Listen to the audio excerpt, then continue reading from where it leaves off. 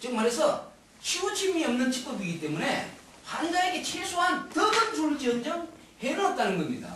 그래서 안전하다는 거죠. 의술은 하나에서부터 100의 수칙이 100가지 수칙이 뭐냐? 안전이 안전. 여러분들이 죽는 사람 99명을 살리더라도 한 명 죽여버리면 여러분들은 감옥 가야 돼. 99명 살린 것에 대해서는 아무 게 없어. 보상이 없어. 그렇지만은 한 명 죽인 게 대해서는 엄청난 처벌이 되고 여러분들은 그걸로 인해서 명예가 실추되고 참 엄청난 걸 감안을 해야 됩니다. 그래서 의술을 행하는 자는 모름지기 안전을 최우선으로 해야 됩니다. 그 지난 시간에 제가 일기 선생님들에게 지나가는 말로 누구라도 이제 여러분 정도 경지가 되면 이제는 환자를 맞이하게 되고 그리고 욕심을 내게 돼 있다. 욕심나게 돼 있다. 욕심 없는 사람이 어디 있어요, 그죠? 그래도 한 번쯤은 남의 병을 고치고 싶지. 예. 그런데 그럴 때 이제 조심해야 되는 겁니다. 그래서 이제 조심하라고 내가 잘해줘야 되겠다 싶은 사람이 올 때 못해주거라. 이것이 제 수칙입니다. 내가 되게 잘해줘야 되겠다 싶은 사람이 오면 못해줘야 되는 거예요. 그러면 틀림없이 그 사람한테는 효과가 나타나요. 근데 잘해줘야 되겠다는 마음을 그대로 해보면 그 환자는 녹방울이 되거나 더 아파가지고 다시는 그 환자를 맞이할 기회를 갖지 못합니다. 명심하세요, 여러분. 여러분 이 말 내가 아무리 귀에 묻지 않도록 해도 현장에 가면 여러분 또 그렇게 돼요. 그렇게 된다. 그래서 사고 저질러놨고 또 일기 선생님이 며칠 전에 전화 왔더라고. 선생님 그때 그렇게 말씀을 하셔야 되는데 내가 또 뜸을 그 환자가 시원하게 좋다 그래서 한 자리에 석장을 떠버렸더니 막 화상을 입어버렸다. 그래서 그러니까 여러분들은 아무리 뭐니 하다 초보란 말이야. 그러니까 환자에게 끌려갈 수밖에 없어. 이제 베테랑이다 아니다, 노련하다 아니다는 환자의 의견을 존중해 주는 것과 환자에게 끌려가는 것의 차이다. 네? 그래서 이제 침을 가르치려면 여러분들이 이야기 초가 되면 이제 침을 배웁니다. 근데 침을 가르치려면 이제 환자를 탁 침낭하려고 하면 이제 완전 고슴도치를 만들나. 왜 고슴도치를 만드냐면 환자가 여기도 아파. 예? 그럼 또 뭐도 놔줘. 또 여기도 아파. 그럼 여기도 놔줘. 아니 난 머리도 아프다. 그럼 머리도 놔줘. 환자 따라다니면 환자가 아프다 하는 대로 다 침을 넣다가 보니 거기다가 지가 생각하는 게 또 있지 아이가. 네. 자기가 생각하는 거. 그것도 놔야지. 또 보건을 놔야지. 이래서 보면 침 어떻게 되겠어. 60개씩 이렇게 침 뽑히는 거예요. 환자가. 그래놓고 그러면 그 환자는 어떻게 되겠어요? 예. 신몸살 하니까 녹초가 나가지고 한 3일간은 그냥 아주 그냥 죽다가 살아나는 거예요. 침은 획기적으로 우리 몸에 있는 항체를 만들어내고 획기적으로 질병을 치료하는 강력한 무기이긴 하지만은 그것이 나올 만한 게 있을 때 나오는 것이지. 예? 나올 게 없는데 억지로 강한 자극을 주어서 짜서 뿌리면 어떻게 되겠습니까, 그 사람이? 그냥 기진맥진 해버리는 거야. 사람을 봐가면서. 그래서 여러분들이 이제 나중에 또 똑같은 방법이에요. 그러니까 무리하지 말고 뭘 하든 간에 여러분들 항상 명심해야 될 것은 무리하지 마라.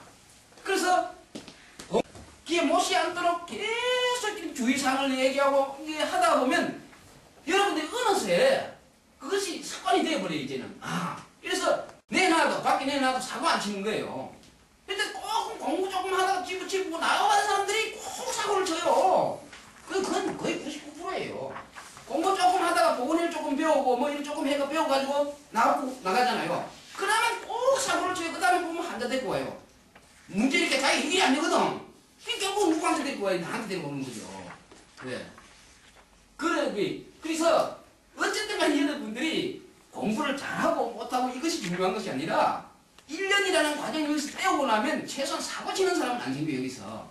예. 그런 것들을 성생을 통해서 하나 보고 배우기 때문에 따라가니 보기. 그래서 제가 여러분은 늘 생명에 대한 존중. 그죠? 이것은 가장 우리가 우선으로 여겨야 될 부분 아닙니까? 그러면서도 또 안전해야 된다는 겁니다. 어떤 경우도 환자를 안전하게 우리가 해야 되지, 고쳐가지고 다른 사람 못 고친 거 내가 고쳐야 되겠다. 그래서 막 이렇게 욕심을 내다 보면 사고를 저지르게 돼 있습니다. 그래서 이제 여러분들은 최소한 이제 여기서 이걸 배우고 나가시게 되면 이제 그 자신을 비롯해서 가족이나 또 다른 사람들에게 이제 이 뜸을 하시게 되는데 사람을 봐감시나 보면서 하셔야 돼요. 저 같은 경우에는 이제 환자가 나이가 예를 들어서 뭐 60이 넘어서도 환갑이 넘어서도 이 사람이 체력이 건강하고 이런 사람들 이제 옛날 말에 뭐 이런 말이 있잖아요. 이 60대는 20대가 있고 뭐 20인 60대가 있다고 이런 것처럼 그 사람의 나이와 현재의 신체의 상황들을 잘 감안하면서 침자리 숫자와 이런 것들을 결정하는 겁니다. 그리고 유침 시간이라는 게 있는데 예를 들어서 일반적으로 유침 시간은 20분이나 30분이지만은 환자가 극도로 쇠약하고 기가 흑할 때는 유침 시간을 지극히 짧게 잡는 거죠. 이 침이 꼽혀 있는 동안에 인체는 엄청난 그 에너지를 요구하기 때문에 그런 것들이 다 융통성입니다. 뭐 우리가 침을 찌른다는 것이 중요한 것이 아니에요. 그 환자의 질병에 맞는 처방을 한다는 겁니다. 이것이 양의학과 동의학의 큰 차이점입니다. 그래서 저는 항상 동의학은 살아 움직이는 의학이다. 의술이다. 왜? 환자에 맞는 그 환자만이 가지고 있는 독특한 체질에 맞는 치법을 해야 된다는 거지. 그래서 잘만 하면 뭐 고치는 병이 없는 거예요. 잘만 하면. 그러나 양의학은 두루적인 효과는 있어. 공통적인 효과는 있지만은 그것을 아주 마무리 20% 30%를 마무리를 못하는 겁니다. 왜? 거기에 맞는 것을 못하기 때문에. 여러분들 우리가 고대 기술이 최고의 기술이라는 것은 뭐냐면 마무리예요. 누구라도 80%는 긁고 가는 거야. 나머지 20%를 어떻게 마무리하느냐야. 그래서 여기 공부하러 오는 선생님들의 대다수가 다 밖에서 산전수전 겪은 사람들이 많이 있어요. 자기가 나름대로는 어깨너머로 배우고 또 뭐 처음에는 수리침 배우고 마사지 배우고 발 배우고 발 갱각 배우고 막 많이 배워가지고 현장에서 나가서 해보니까 80%는 가. 근데 80%에서 마무리가 안 되거든. 그러니까 여러분들이 이해 못하실지 모르지만은 그런 단계가 오는 거예요. 그래서 공부를 많이 해야 되는 거예요. 그걸 80%를 마무리하기 위해서 엄청난 공부가 필요한 겁니다. 나머지 이거 20%잖아요. 20%. 아무것도 아닌 그 20%가 대학원 60년, 80년을 공부하는 건데 그 20%를 다듬기 위해서.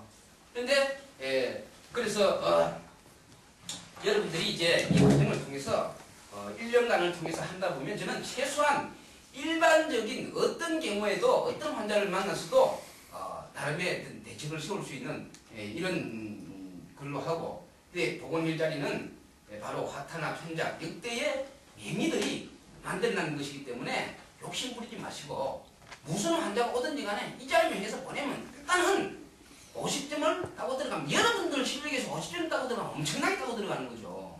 안 그래요? 몇 점 따고 싶어요? 네?